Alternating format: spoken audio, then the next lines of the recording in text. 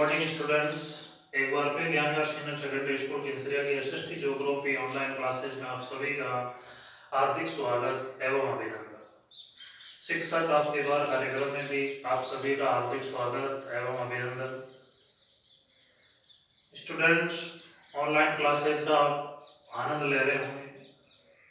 जो आपको चीज बताई जाती है उसको एक बार फिर से रिवीजन करने का, उसको पढ़ाने का प्रयास भी कर रहे होंगे। लेकिन मेरे पास में किसी प्रकार के कोई कमेंट्स नहीं आ रहे हैं आपकी प्रॉब्लम की।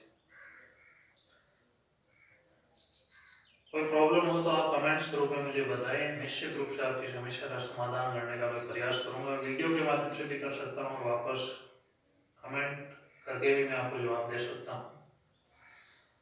स्टूडेंट्स, अपन अध्ययन कर रहे थे अध्याय 8 वाटर रिसोर्स, जल संसाधनों के बारे में, जिसमें आपने काफी स्तर तक जल के बारे में जानकारियां प्राप्त की। और जल के बारे में हमें जानकारी होनी भी चाहिए। जल ही जीवन है, जल है तो फल है, जल एक रत्न के समान माना गया है। तो वाटर रिसोर्स, जल संसाधन, जिसमें से आपने विभिन्न बहुउद्देशीय परियोजनाओं के बारे में अध्ययन किया। अपन ने राजस्थान की कुछ बहुउद्देशीय परियोजनाएं पढ़ी थी, जिसमें आपने चंबल घाटी परियोजना का अध्ययन किया था। उसके बाद में अपनी इंदिरा गांधी नहर के बारे में, थार की गंगा मरुस्थल का हरा भरा करने वाली। उसके बाद में दक्षिण राजस्थान की गंगा माही नदी के ऊपर बना हुआ कौन सा बांध, बांसवाड़ा बोलखेड़ा माही गुजास। फिर कल आपने अध्ययन किया था बीसलपुर परियोजना, जो विशेष रूप से जयपुर, अजमेर, सवाई माधोपुर, टोंक जिलों के लिए विशेष रूप से बनी हुई है। बनास नदी के ऊपर 39.5 मीटर ऊंचा बांध, लगभग 574 मीटर लंबा बांध का निर्माण किया गया है। बनास नदी अपने राज्य में पूर्ण रूप से बहने वाली सबसे लंबी नदी मानी जाती है, जिसका उद्गम बोराट के पठार के अंदर राजसमंद जिले में खमनोर की पहाड़ियों से होता है। राज्य में 6 जिलों के अंदर ये प्रवाहित होती है। चंबल की सबसे बड़ी सहायक नदी है, सवाई माधोपुर के अंदर चंबल के अंदर मिल जाती है। तो 4 बड़ी परियोजनाओं के बारे में पढ़ने के बाद में अब राजस्थान की कुछ छोटे छोटे परियोजनाएं जो किसी जिले और तहसील विशेष के अंदर पेयजल और सिंचाई के लिए काम में ली जाती है, उन सिंचाई परियोजनाओं के बारे में अपन अध्ययन करेंगे। तो देखो, राजस्थान की अन्य सिंचाई परियोजनाएं, 4 महत्वपूर्ण आपने परियोजनाएं पढ़ी। अब राज्य की अन्य सिंचाई महत्वपूर्ण परियोजनाओं में देखो कौन कौन सी महत्वपूर्ण परियोजनाएं हैं, जिसके तहत अपन सबसे पहले जो महत्वपूर्ण परियोजना है उसका अध्ययन करेंगे। तो वो परियोजना है झारखंड परियोजना। झारखंड परियोजना ये छोटी परियोजना है और विशेष रूप से प्रतापगढ़ जिले में, प्रतापगढ़, डूंगरपुर, इन क्षेत्रों के अंदर ये पीने योग्य पानी उपलब्ध कराई है या सिंचाई के लिए भी जल उपलब्ध करवाती है। वागड़ क्षेत्र की मुख्य परियोजना ये मानी जाती है। आपने एक त्रिवेणी संगम भी पढ़ा होगा, सोम माही जाग, है ना। ये माही की सहायक नदियां हैं, सोम और जाग। इस त्रिवेणी संगम ये कहाँ पर होता है? डूंगरपुर के अंदर। डूंगरपुर के अंदर एक स्थान है बेणेश्वर नामक स्थान, बेणेश्वर। यहाँ भगवान शिव का मेला लगता है, विशेष रूप से आदिवासियों के लिए। इसे आदिवासियों का कुंभ भी कहा जाता है। आदिवासियों का मेन स्थान ये माना जाता है। तो उसी झारखंड नदी के ऊपर ये बांध बनाया गया है और उसके आधार पर इसका नाम क्या रख दिया गया? झारखंड परियोजना रख दिया गया।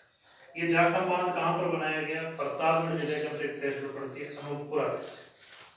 प्रतापगढ़ जिले की अनूपपुरा तहसील के अंदर झारखंड नदी के ऊपर इस बांध का निर्माण है वो किया गया है। इस झारखंड बांध से 13 किलोमीटर एक दूर पिकअप बांध का निर्माण किया। पिकअप बांध मैंने आपको पहले भी बता दिया, आगे वाले बांध के अंदर कितना जल चाहिए वहां तक जल पहुंचाने के लिए जो बांध बनाया जाता है उसको पिकअप बांध, जितना जल चाहिए उतना ही वहां तक भेजा जाता है। वहां पानी को पिकअप करने का कार्य जो किया जाता है वो पिकअप बांध है। और इस पिकअप बांध से फिर क्या निकाली जाती है? नहरें निकाली जाती है। तो इससे 13 किलोमीटर दूर एक पिकअप बांध बनाकर वहां से क्या निकाली गई है? सिंचाई के लिए नहरें वो निकाली गई है। इससे विशेष रूप से उदयपुर, प्रतापगढ़ और चित्तौड़गढ़ क्षेत्र का जो इलाका है, इसमें जो आदिवासी लोग हैं, इन आदिवासी लोगों को सिंचाई और पीने योग्य जल उपलब्ध करवाया जाता है। तो देखो जाखम परियोजना को नोट्स के रूप में आपको किस प्रकार से लिखना है। जाखम परियोजना में जाखम बांध बना हुआ है। अब ये बांध कहाँ बना हुआ है? ये बांध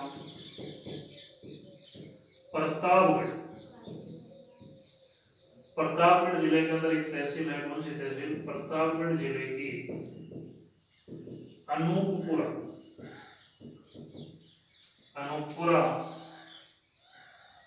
गांव में जाखम नदी पर स्थित है। ध्यान रखना है, जाखम बांध कहाँ पर स्थित है? प्रतापगढ़ के अनूपपुरा गांव के अंदर स्थित है। छोटा क्वेश्चन बना लिया जाता है। इसमें से बड़ा क्वेश्चन नहीं आएगा, छोटे क्वेश्चन ही पूछे जाएंगे। अति लघु प्राथमिक जितनी महत्वपूर्ण परियोजना है इनमें से अति लघु प्राथमिक क्वेश्चन है वही पूछे जाएंगे। अब इस बांध से 13 किलोमीटर दूर एक पिकअप बांध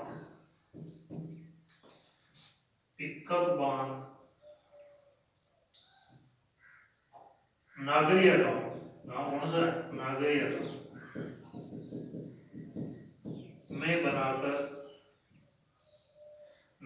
गांव में बनाकर नहरें निकाली गई है।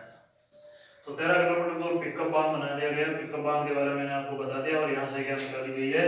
नहरें निकाली गई है। बांध से कौन से जिले लाभान्वित होते हैं? चित्तौड़गढ़, सवाई माधोपुर और डूंगरपुर। इस बांध से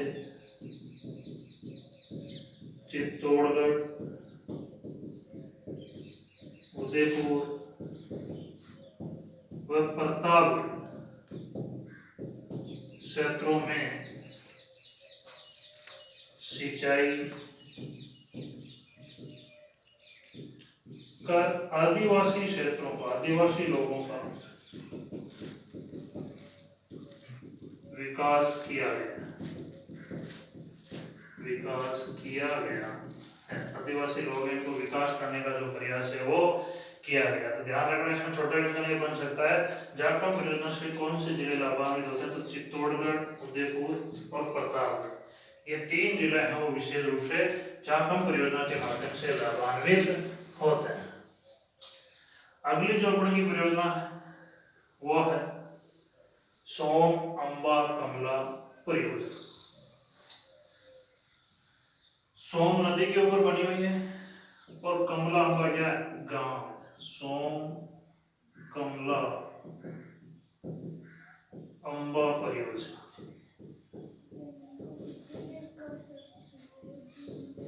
बनास की सहायक नदी है। सोमवाई जाखम अभी आपने त्रिवेणी संगम बना था। तो सोम नदी है और कमला तथा अंबा क्या है? गांव है।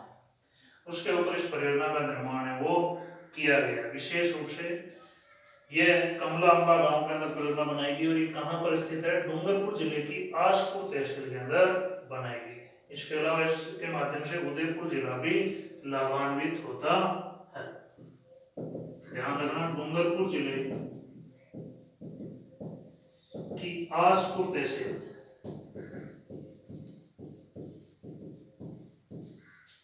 कमला अंबा गांव में, कमला अंबा गांव में सोम नदी पर परियोजना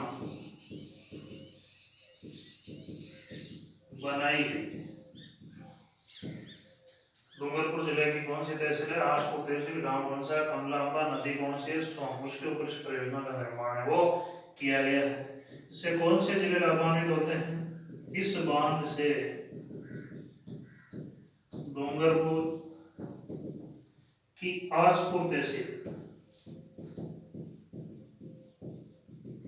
व उदयपुर की कौन सी तहसील है? सलूम्बर तहसील। सलूम्बर तहसीलों में सिंचाई की जाती है।